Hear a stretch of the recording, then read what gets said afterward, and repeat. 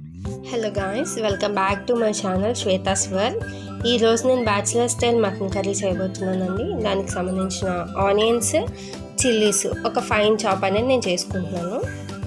తర్వాత stove on చేసుకుని cooker పెట్టుకుని అందులో ఒక 6 స్పూన్స్ ఆఫ్ ఆయిల్ వేసుకుని అది హీట్ అయ్యే వరకు ఉంచి ముందుగా కట్ చేసుకున్న ఆనియన్స్ అండ్ చిల్లీస్ అందులో వేసుకుని మంచిగా కలుపుకుంటున్నాను. అందులో కొంచెం పసుపు వేసుకుని ఉల్లిపాయలు అనేది కొంచెం రంగు మారే వరకు నేను దాన్ని వేపుకుంటున్నాను.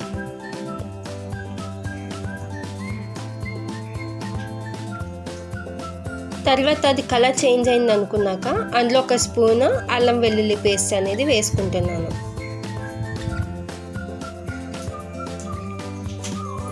వేసుకుని మొత్తం కలుపుకుని ముందుగా క్లీన్ చేసి పెట్టుకున్న మటన్ పీసెస్ని ఇందులో వేసుకుంటున్నాను.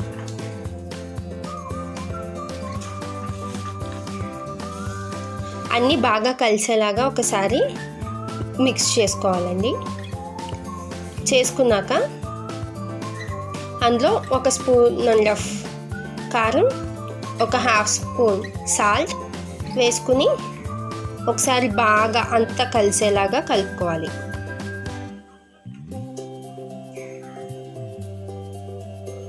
అంతా కలుపుకున్నాక ఒక చిన్న గ్లాస్తో నీళ్ళు వేసుకోవాలండి. వేసుకుని ఆ కారం ఈ సాల్ట్ మొత్తం కరిగేలాగా చూసుకుని ఒకసారి కుక్కర్ మూత పెట్టేసి విజిల్స్ రానిచ్చుకుందాం. నేనైతే ఒక 6 విజిల్స్ అయితే రానిస్తున్నానండి.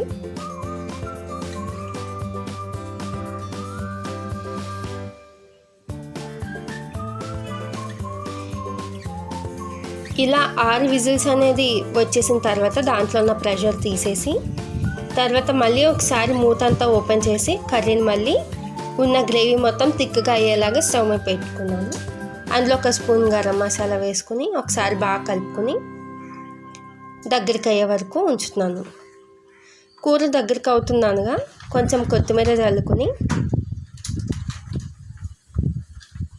బాగా కలుపుకొని స్టవ్ ఆఫ్ చేసుకుని సర్వింగ్ బౌల్లోకి ఈ మటన్ కర్రీని తీస్తున్నాను.